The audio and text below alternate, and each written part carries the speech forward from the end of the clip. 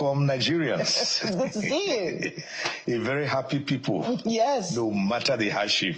But you see, people keep saying that. That's a good thing. They keep saying we're the happiest people on the planet. That we're resilient in the face of daunting circumstances doesn't make us happy. Our resilience is incredible. It's just, it's simply unbelievable. You push the average Nigerian to the wall rather than recede or turn around to fight or attack the aggressor.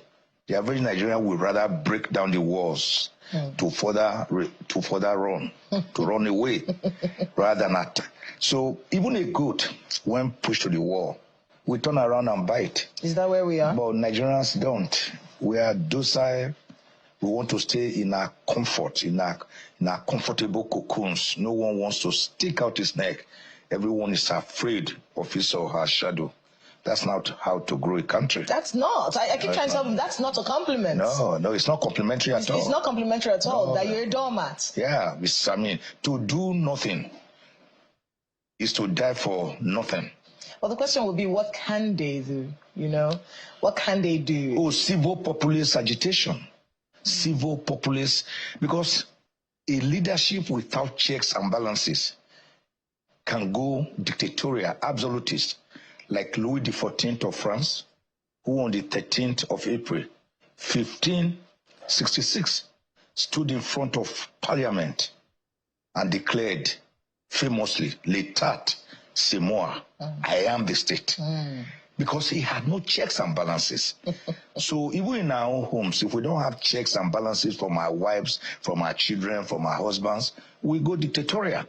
So Thomas, it was, who said, the only price we have to pay for our liberty is eternal vigilance.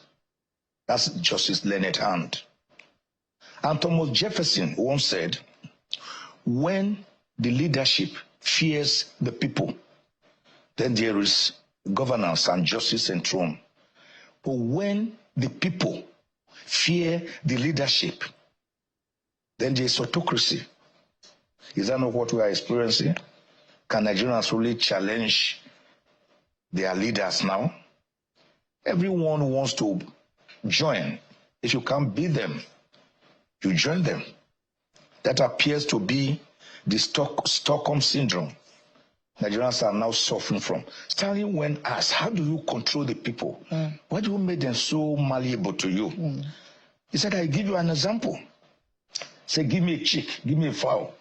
They brought a live chick, and he started plucking out the feathers one by one, with the chicken bleeding, croaking, screaming, yelling, in pains, in agony. Then when he finished plucking out the entire feathers, he dropped the chicken. He started dawdling away in pains. Then he said, watch me. He dipped his hand in his pocket and brought out some grains, and then called out to the same chicken that he had just tormented. The chicken ran back. Stanley bent down with his palm open, and the chicken started eating from the very palm of the person who had just tormented him. So I think the average Nigerian has been so pauperized that he's no longer in a state of melancholy or dejection, but rather in a state of helplessness and hopelessness. Is Bola Tinubu not the state now? Who can challenge him? The National Assembly bowing at his feet, the state governors bowing at his feet, all defecting, all the politicians are running towards him because they don't want to be rigged out in the next election. So is Bola Tinubu not the state? As a people, have we not been so beaten and molded to what they want us to be? We cannot fight. When we speak up, we'll clamp down using state infrastructure. Are we not helpless at the moment? Are we not looking for our next savior who can help us and save us from the hands of this government, this directionless government? So are we not helpless? Aren't we hopeless now? This thing that we call the resilience of Nigerians, Is it not to our own detriment? Because exactly what are we resilient to? We're constantly being pushed to the extreme by our government with corruption in our faces. But yet they're pushing us more. In as much as we can see how corrupt they are, they're telling us they don't care anymore, and they're making it even more obvious. Take the 2025 budget padding scandal. Take the Lagos State Calabar Coastal Road scandal.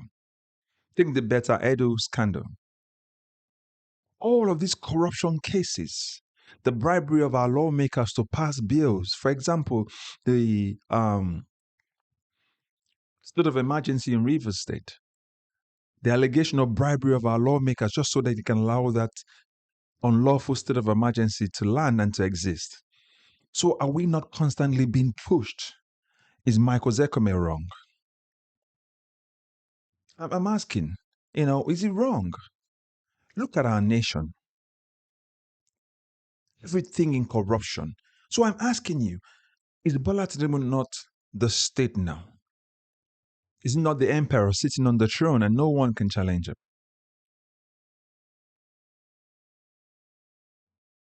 The man travels when his people are dying and he never cares to come back for 19 days. Is that Bola Tinubu not the emperor of Nigeria right now? Where is this government carrying Nigeria to? Where is it leading Nigeria to? Even the government does not know where it's going to, but they're telling us to trust the government. They call the same government, this corrupt government, a transformative government that is bold to make decisions that other government cannot make. But yet we can see the economy. They're telling us it's a renewed hope government. And then we can see how renewed hopelessness the government is. All of our politicians are all defecting and decamping to the emperor and bowing at his feet. So the question is, who is going to challenge this president? Again, I ask, aren't we looking for a savior now?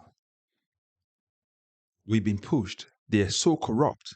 Our natural resources are being stolen under their noses, but yet they say nothing about it. Show me one politician this government has prosecuted yet for corruption. Show me one.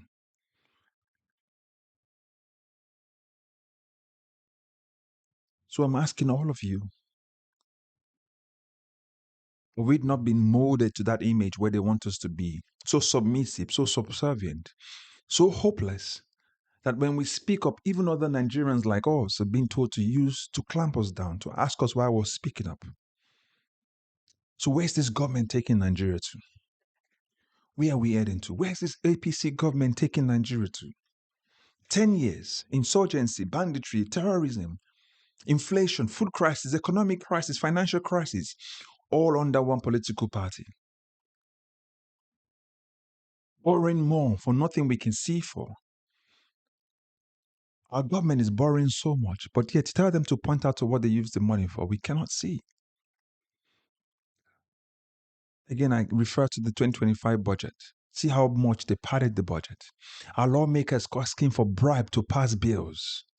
The president bribing the lawmakers to allow a state of emergency, an unlawful one for that matter.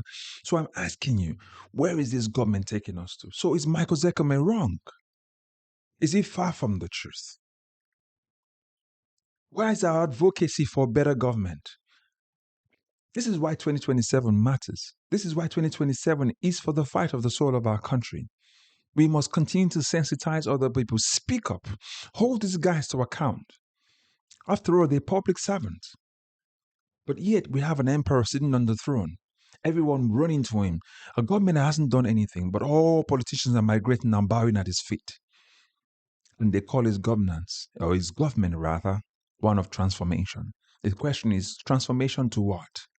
Coming from a bad Bribery to a worse Bola Tinubu. Under this APC government, Nigeria has experienced decline, economic hardship, failure of governance, corruption. Look at our INEC.